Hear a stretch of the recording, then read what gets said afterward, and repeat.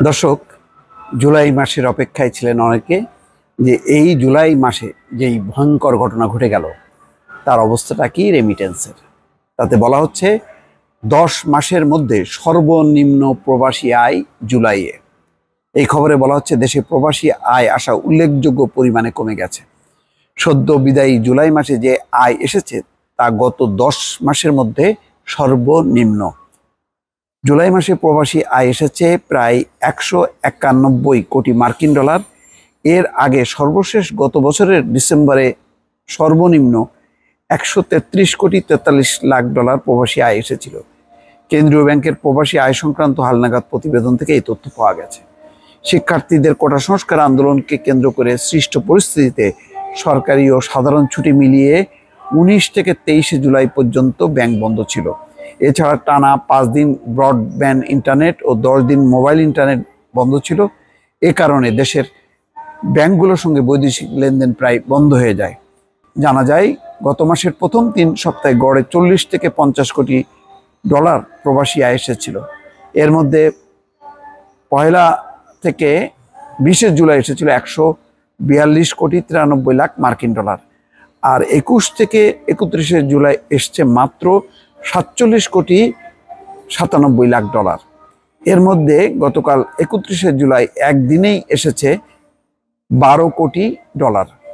এখানে বলা হচ্ছে খবরে যে গত জুনে 254 কোটি ডলার আয় দেশে পাঠিয়েছেন বিশ্বের বিভিন্ন দেশের বসবাসকারী প্রবাসী বাংলাদেশিরা। জুনে যে পরিমাণ প্রবাসী আয় এসেছিল তা ছিল একক মাস হিসেবে গত 3 বছরের মধ্যে সর্বোচ্চ। এর আগে সবশেষ 2020 সালে জুলাইয়ে 259 কোটি ডলারের প্রবাসী আয় এসেছিল। বাংলাদেশ ব্যাংকের কর্মকর্তারা বলছেন কেউ বিদেশ থেকে প্রবাসী আয় দেশে পাঠিয়ে থাকলে ব্যাংকগুলো তার 24 ঘন্টার মধ্যে বিতরণে বাধ্য। কিন্তু সংশ্লিষ্ট দেশের প্রবাসী আয় প্রেরণকারী রেমিটেন্স হাউসগুলো যদি এই আয় ধরে রাখে তাহলে দেশে আসতে কিছুটা সময় লাগে, তবে এক্ষেত্রে সাধারণত 2-3 দিনের বেশি সময় লাগে না। এদিকে প্রবাসী আয় কমে যাওয়ায় দেশের শীর্ষস্থানীয় 12টি ব্যাংকের ব্যবস্থাপনা পরিচালককে ডেকে প্রবাসী আয় বাড়াতে জোর দেওয়ার তাগিদ দেয় বাংলাদেশ ব্যাংক।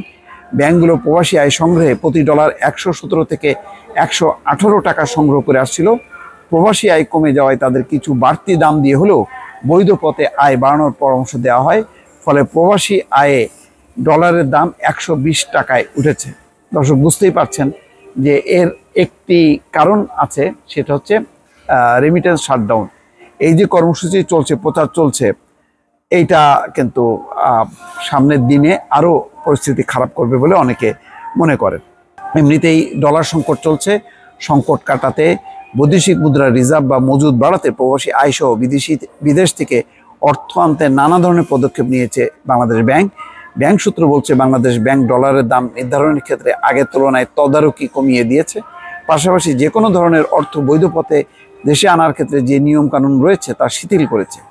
গত কয়েক মাসে যার ইতিবাচক প্রভাব পড়েছিল প্রবাসী আয় দেশে আসার ক্ষেত্রে, গত মাসে সেই ধারায় কিছুটা ছন্দপতন হয়েছে। দর্শক, দেখা যাক শেষ পর্যন্ত এই প্রবাসী আয়ের পরিণতি কোন দিকে গড়ায়। দর্শক, ভালো থাকবেন। আল্লাহ হাফেজ।